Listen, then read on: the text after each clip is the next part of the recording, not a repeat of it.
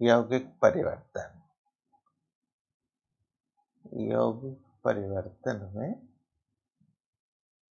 एक यौगिक से दूसरे यौगिक के निर्माण की प्रक्रिया होती है।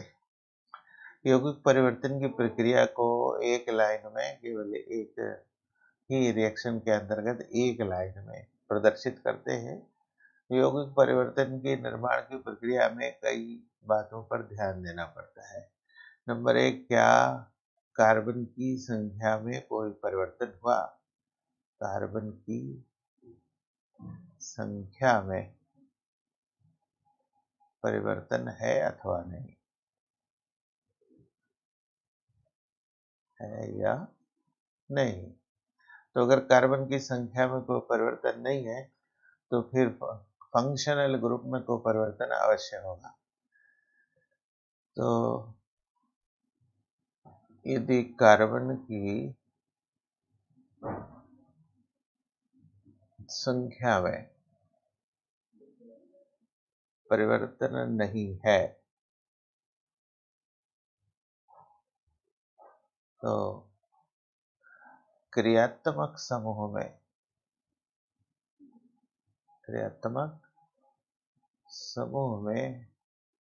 परिवर्तन होगा। फिर क्रियात्मक समूह में यदि परिवर्तन है तो उसके लिए हम विभिन्न प्रक्रियाओं का सहारा ले सकते हैं। तो विभिन्न प्रक्रियाओं का सहारा लेने का मतलब ये हुआ कि या तो हैलोजनीकरण करें या फिर ऑक्सीकरण की प्रक्रिया का सहारा लें अथवा विशिष्ट अभिक्रियाओं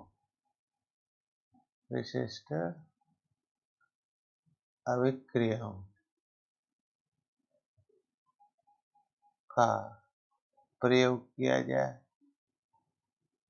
और अंतिम प्रक्रिया में विशिष्ट अभिकर्मकों का प्रयोग किया जा सकता है। विशिष्ट अभिकर्मक का प्रयोग। ये स्थिति तब हो सकती है जब कार्बन की संख्या में कोई परिवर्तन नहीं होता। लेकिन यदि कार्बन की संख्या में कोई परिवर्तन है, यदि कार्बन की संख्या में परिवर्तन है तो अब ये परिवर्तन वृद्धि के रूप में भी हो सकता है। कार्बन की संख्या में वृद्धि, ये परिवर्तन वृद्धि के रूप में भी हो सकता है। फिर या ये परिवर्तन जो है कार्बन की संख्या में कमी के आधार पर भी हो सकता है। तो ये कार्बन की संख्या में परिवर्तन हो रहा है तो कार्बन की संख्या बढ़ भी सकती है और कार्बन की संख्या घट भी सकती है। लेकिन यदि कार्बन की संख्या बढ़ रही है, यदि कार्बन की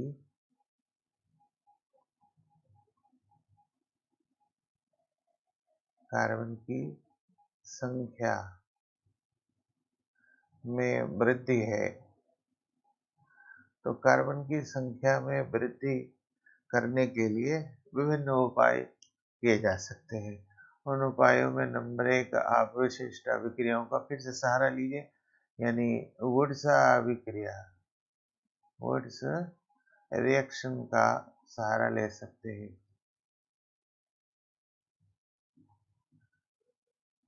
दूसरा जो है साइनाइड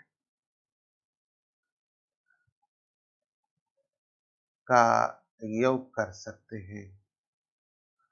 तीसरा जो है ग्रेगनार्ड अभिकर्मक RMGX का प्रयोग कर सकते हैं। ठीक है, ये वो तरीके हैं, ये उपयोग है या साधन है जिससे हम एक यौगिक से दूसरे यौगिक परिवर्तन करते समय कार्बन की संख्या में वृद्धि कर सकते हैं। लेकिन यदि कार्बन की संख्या में कमी करनी है यदि कार्बन की संख्या में कमी करनी है तो फिर कार्बन की संख्या कम करने के लिए हम ऑक्सीकरण की प्रक्रिया का सहारा ले सकते हैं। ऑक्सीकरण। दूसरी चीज जो है ओजोनीकरण का भी सहारा ले सकते हैं, है ना। तो ये वो प्रक्रियाएं हैं जहां हम कार्बन की संख्या में कमी कर सकते हैं। अब इन स्थितियों को हम कुछ प्रश्नों के अंतर्गत लेंगे। तो यौगिक परिवर्तन में हम पहला परिवर्तन ले रहे हैं 2 ब्रोमो प्रोपेन से 1 bromo propane 2 bromo 2 bromo propane से 1 ब्रोमो प्रोपेन।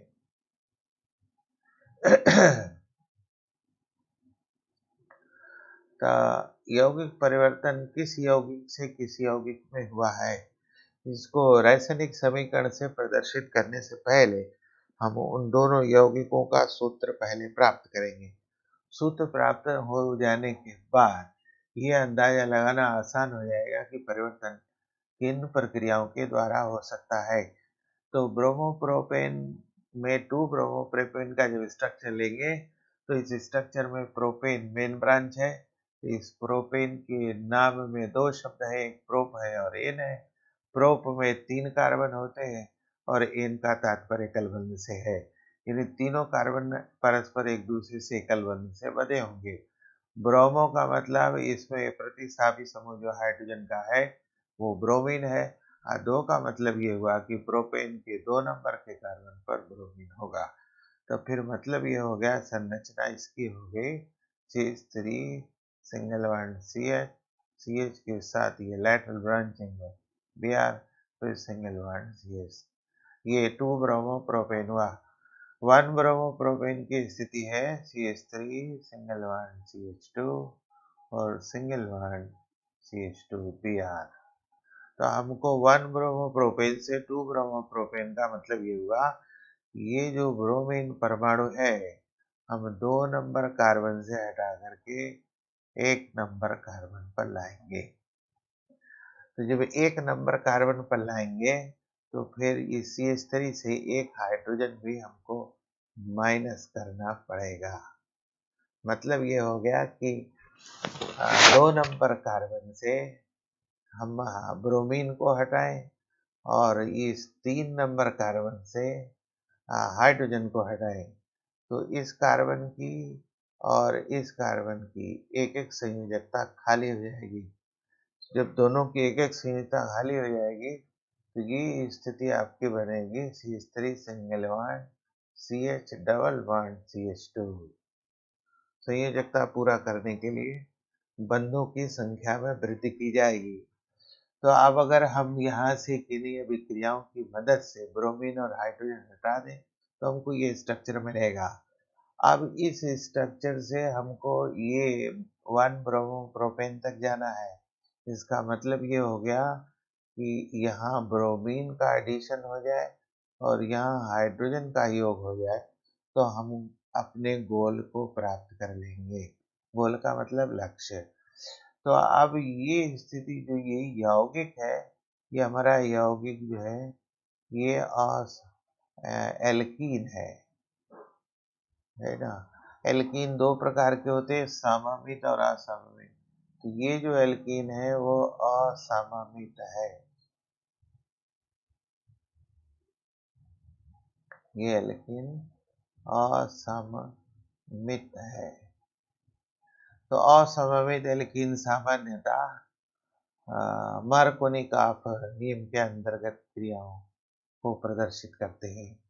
तो इनकी क्रियाएं 2 तरह की चलेंगी, एक मार्कोनिकॉफ के नियम के अंतर्गत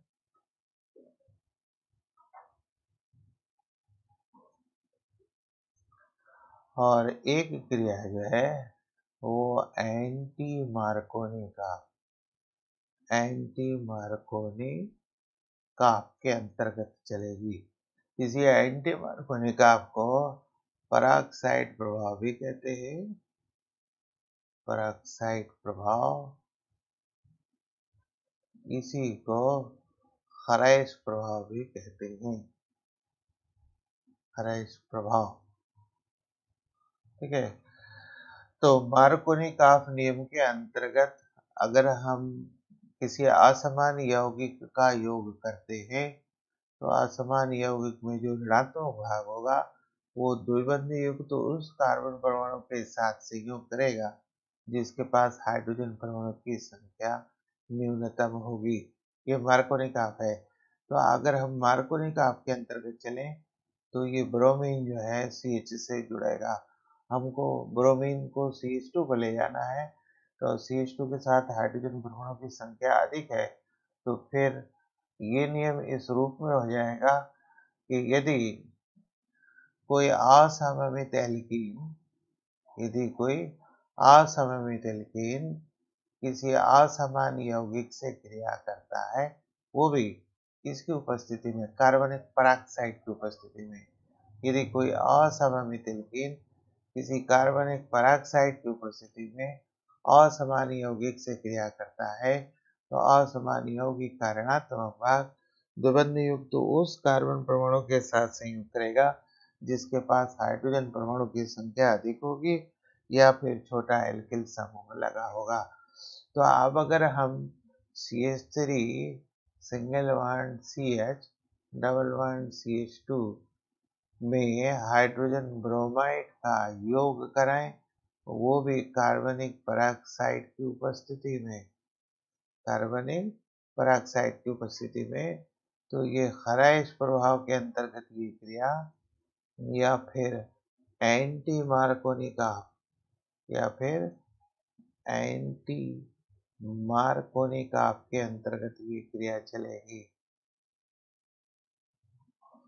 तो फिर हाइड्रोजन ब्रोमाइड का ऋणात्मक भाग द्विबंधी युक्त उस कार्बन परमाणु के साथ संयोग करेगा जिसके पास हाइड्रोजन परमाणु की संख्या अधिक होगी। तो फिर हाइड्रोजन का योग द्विबंधी युक्त इस कार्बन परमाणु के साथ हो जाएगा। तो फिर संरचना जो प्राप्त होगी वो CH3 single bond CH2 single bond CH2 Br। इस प्रकार से हम 2 ब्रोमोप्रोपेन से 1 ब्रोमोप्रोपेन आसानी से प्राप्त कर सकते हैं। तो पूरी रासायनिक क्रिया को, चूंकि यौगिक परिवर्तन है, एक लाइन में लिखना होगा, इसलिए पूरी रासायनिक अभिक्रिया को निम्न प्रकार से लिखेंगे। तो 2 ब्रोमोप्रोपेन का स्ट्रक्चर पहले लेंगे, CH3 सिंगल बॉन्ड CH, इसके साथ साइड ब्रांच में Br और सिंगल बॉन्ड CH3। अब इसमें से हाइड्रोजन ब्रोमाइड को अलग करना पड़ेगा। तो अगर ये क्रिया पोटेशियम हाइड्रोक्साइड, वो भी एल्कोहलिक के साथ अगर ये क्रिया हो तो एल्कोहली में ये पोटेशियम ब्रोमीन के साथ पृथक हो जाएगा। हाइड्रोक्सिल समूह का उपयोग जल के निर्माण के लिए यानी निर्जलीकरण के लिए होगा। तो फिर ये पोटेशियम ब्रोमीन के साथ -KBr के रूप में मुक्त हो जाएगा और ये हाइड्रोक्सिल समूह हाइड्रोजन के साथ उदासीन जल का अणु बना लेगा। तो फिर यहाँ असंतृप्तता प्राप्त होगी, CH3 single bond CH double bond CH2। फिर यहाँ हाइड्रोजन ब्रोमाइड का योग यदि पराक्साइड की उपस्थिति में किया जाए तो फिर हमको 1 ब्रोमोप्रोपेन प्राप्त हो जाएगा, CH3 single bond CH2 single bond CH2 Br। ये स्थिति है। तो इस तरह से 2 ब्रोमोप्रोपेन को हम 1 ब्रोमोप्रोपेन में परिवर्तित कर सकते हैं। इसी अनुसार हमारा प्रश्न बनता है कि 1 क्लोरोप्रोपेन से हम 2 क्लोरोप्रोपेन कैसे प्राप्त करेंगे। 1 क्लोरोप्रोपेन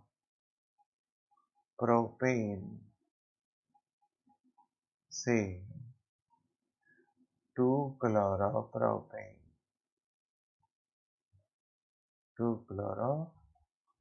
क्लोरोप्रोपेन किस प्रकार से प्राप्त करेंगे।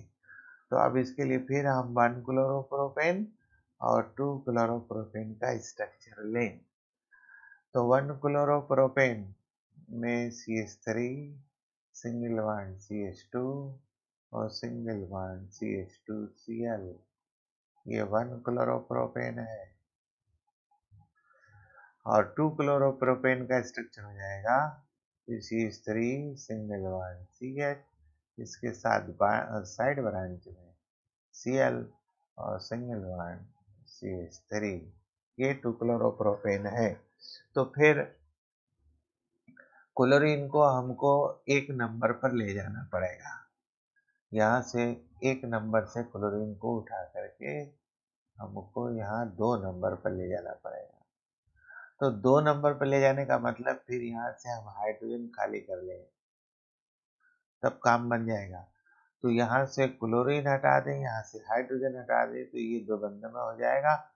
जब ये 2 बंद में हो जाएगा तो फिर हम हाइड्रोजन क्लोराइड का योग करके ये डिसाइड करके कि क्रिया क्या मार्कोनिकॉफ के अंतर्गत चलेगी, क्या एंटी मार्कोनिकॉफ के अंतर्गत चलेगी, तो हम अपने उद्देश्य को प्राप्त कर सकते हैं।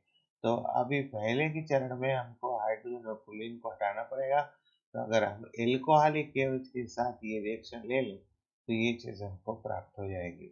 मतलब CH3 single bond CH2 single bond CH2Cl, यदि ये एल्कोहलिक केवच के साथ KOH, एल्कोहलिक के लिए शार्ट में AlC लिखते हैं, तो पोटेशियम क्लोरीन के साथ माइनस KCl बना लेगा। हाइड्रोक्सिल का उपयोग जल के निर्माण के लिए, तो एक परमाणु से कार्बन क्लोरीन निकला है तो उसके संलग्न कार्बन परमाणु से हाइड्रोजन लेंगे, तो यह हाइड्रोजन हाइड्रोक्सिल के साथ माइनस H2O बना लेगा। तो फिर हमारा बचा CH3 सिंगल बॉन्ड CH2 के स्थान पर CH, फिर संयोजकता पूरी करने के लिए हम डबल बॉन्ड लेंगे और सिंगल बॉन्ड CH2 मिलेगा।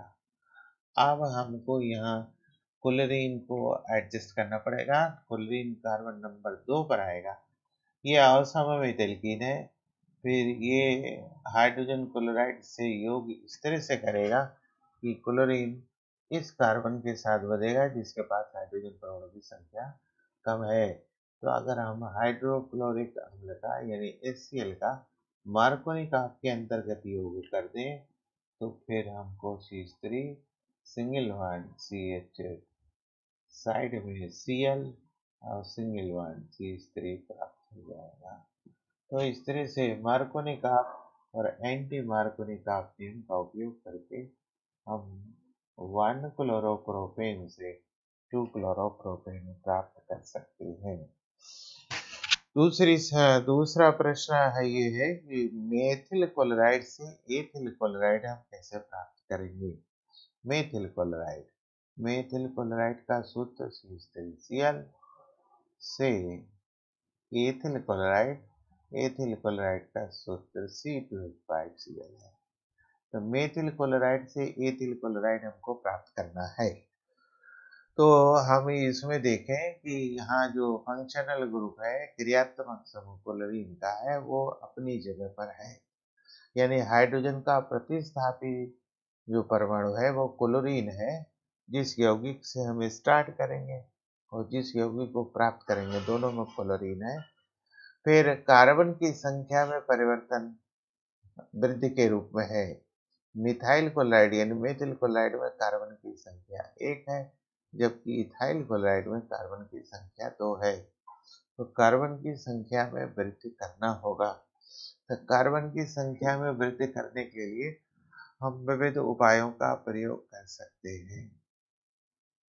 तो उन विविध उपायों का प्रयोग करने का मतलब ये है कि हम मिथाइल क्लोराइड में पोटेशियम साइनाइड जोड़ दें, फिर पोटेशियम साइनाइड से हम साइनाइड से एमीन में जा सकते हैं और एमीन से जाकर के हम अल्कोहल प्राप्त कर सकते हैं। तो अब अगर हम कार्बन की संख्या में वृद्धि के लिए पोटेशियम साइनाइड का उपयोग करें तो क्या होगा? तब फिर methyl chloride plus potassium cyanide में ये पोटेशियम जो है क्लोरीन के साथ मुक्त हो जाएगा। तो जब मुक्त होगा तो ये बचेगा आपका CH3Cn। Cn में कार्बन और नाइट्रोजन के बीच त्रिबंध होता है और प्लस KCl होगा। ठीक है, तो अब अगर हम साइनाइड को एमीन में ले लेते हैं, साइनाइड से यदि साइनाइड से एमीन अगर हमको मिल जाए, ठीक है, तो फिर तो एमीन से हम अल्कोहल में आ सकते हैं। एमीन से हम HNO2 के द्वारा HNO2 की क्रिया द्वारा 0 सेल्सियस तापमान हम एल्कोहल में आ सकते हैं। ठीक है, तो फिर जब हम एल्कोहल में आ गए तो थायोनिल क्लोराइड SOCl2 का उपयोग करके हम क्लोराइड में भी आ जाएंगे। तो इस तरह से साइनाइड के द्वारा हम कार्बन की संख्या में वृद्धि कर लेंगे और फिर ये साइनाइड से अपचयन के द्वारा एमीन में हम आ सकते हैं। फिर एमीन जो है नाइट्रस अम्ल के साथ अल्कोहल दे सकता है, फिर अल्कोहल से वापस हम क्लोराइड में जा सकते हैं। तो इन पूरी प्रक्रियाओं को समझने के बाद हम मेथिल क्लोराइड से एथिल क्लोराइड की रिएक्शन एक लाइन में इस तरह से लिख सकते हैं। तो मेथिल क्लोराइड CH3Cl में पोटेशियम साइनाइड का अगर हम योग करें KCN का, तो पोटेशियम क्लोरीन के साथ -KCl पोटेशियम क्लोराइड निकाल लेगा, बचा आपका CH3C त्रिबंध N। यहाँ अगर हम हाइड्रोजन का योग कर लें यानी अपचयन, तो हमारे पास CH3 single bond CH2 single bond NH2 मिलेगा। तो अब हमारे कार्बन की संख्या 1 से 2 हो गई।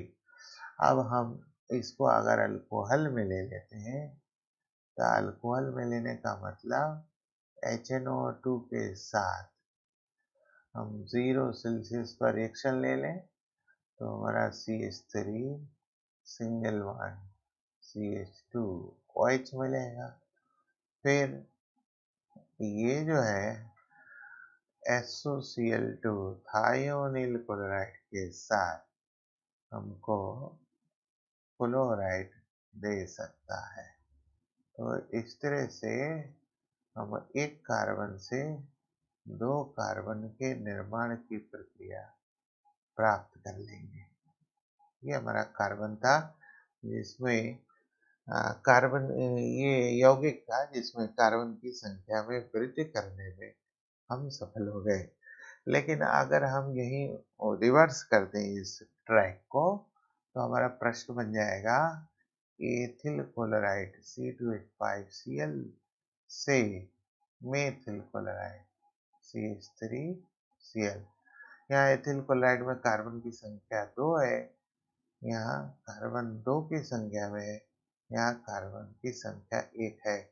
मतलब इस परिवर्तन में हमको कार्बन की संख्या कम करनी पड़ेगी। तो कार्बन की संख्या में कमी करने के लिए हम विभिन्न उपायों का प्रयोग कर सकते हैं। तो विभिन्न उपायों का प्रयोग करने का मतलब ये हो गया कि हम इसका ऑक्सीकरण करें, तो एल्केन के ऑक्सीकरण से हमको अल्कोहल मिलेगा, फिर अल्कोहल के ऑक्सीकरण से एल्डिहाइड मिलेगा और एल्डिहाइड के ऑक्सीकरण से अम्ल मिलेगा। फिर अम्ल अगर सोडा लाइम से क्रिया करता है तो हमको एल्केन प्राप्त हो जाएगा, फिर एल्केन से हम एल्काइल हैलाइड में जा सकते हैं। मतलब हम यहाँ RX से पहले एल्केन में जाए, है ना, एल्केन में फिर एल्केन का सतत ऑक्सीकरण कर लें तो हमको अल्कोहल मिल जाएगा। अल्कोहल का ऑक्सीकरण करें तो हमको एल्डिहाइड मिलेगा, और एल्डिहाइड का ऑक्सीकरण अगर हम करते हैं तो हमको अम्ल मिलेगा। फिर यदि अम्ल का हम सोडा लाइम से सोडियम हाइड्रोक्साइड और कैल्शियम ऑक्साइड की मिश्रण को सोडा लाइम कहते हैं, तो अगर हम इस सोडा लाइम से क्रिया लें तो हमको फिर एल्केन प्राप्त होगा। ठीक है, तो इस एल्केन में हम अगर हैलोजन ले लें, है ना, इस एल्केन की क्रिया अगर हम हैलोजन के साथ ले लें तो हमको एल्किल हैलाइड प्राप्त हो जाएगा। तो इसी रूट का हम प्रयोग करेंगे इस कन्वर्जन के लिए। तो पहले मेथिल क्लोराइड से हम एल्केन में आ जाए, या फिर अगर हम चाहें तो मेथिल क्लोराइड से एल्केन में आने के बजाय हम डायरेक्ट अल्कोहल में भी जा सकते हैं। ठीक है, तो हम इसी प्रक्रिया का सहारा लेंगे, यानी C2H5Cl को अगर जलीय KOH के साथ KOH एक्वस के साथ रिएक्शन में ले लें तो पोटेशियम क्लोरीन के साथ -KCl बना लेगा, और हाइड्रोक्सिल समूह यहाँ क्लोरीन के स्थान पर प्रयुक्त हो जाएगा, तो C2H5OH बनेगा। C2H5OH। अब इस C2H5OH का ऑक्सीकरण कर लें तो हमको अल्कोहल प्राप्त हो जाएगा, सॉरी एल्डिहाइड प्राप्त होगा। अल्कोहल के ऑक्सीकरण से एल्डिहाइड CH3CH4, फिर ये ऑक्सीकृत होता है तो हमको अम्ल मिलेगा, यानी CH3COOH। अब ये अगर सोडा लाइम से रिएक्शन में जाए, सोडा लाइम, तो हमको CH4 मिलेगा, और अगर ये CH4 क्लोरीन के साथ गर्म किया जाए तो हमको मेथिल क्लोराइड प्राप्त हो जाएगा।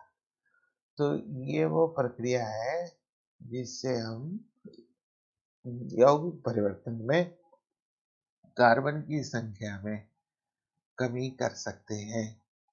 तो इस तरह से हम एक यौगिक से दूसरे यौगिक के निर्माण की प्रक्रिया को समझ सकते हैं।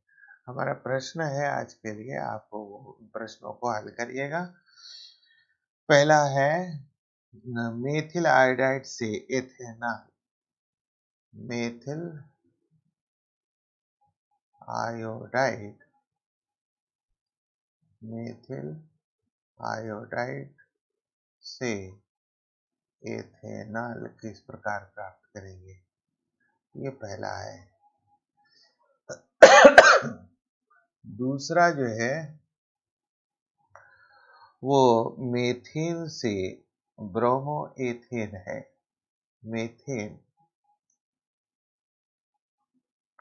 से ब्रोमो एथेन है। तीसरा जो प्रश्न कन्वर्जन का है वो है 2-आयोडोप्रोपेन से 2,3-डाईमेथिल ब्यूटेन, 2-आयोडोप्रोपेन, 2-आयोडोप्रोपेन,